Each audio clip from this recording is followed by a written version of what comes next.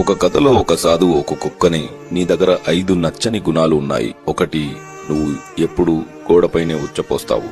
2, భిక్షగాళ్లను చూసి అరుస్తావు. 3, వెళ్తున్న వాహనాల వెంట పరిగెడతావు. 4, రాత్రుళ్ళు నిద్రపోకుండా అరుస్తావు. 5, ఎవడు భోజనం పెట్టినా అది దొంగ వెదవైనా తోక ఊపుతావు. ఎందుకలాగా అని అడుగుతాడు.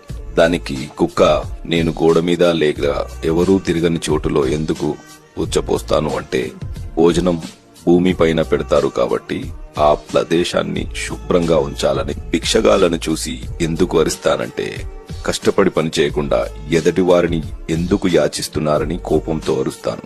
వెళ్తున్న వాహనాల వెనకాల ఎందుకు పరిగెడతానంటే, అతి వేగంగా వెళ్లడం వల్ల ప్రమాదమే కాని ఎలాంటి ఉపయోగం ఉండదని చెప్పడానికి.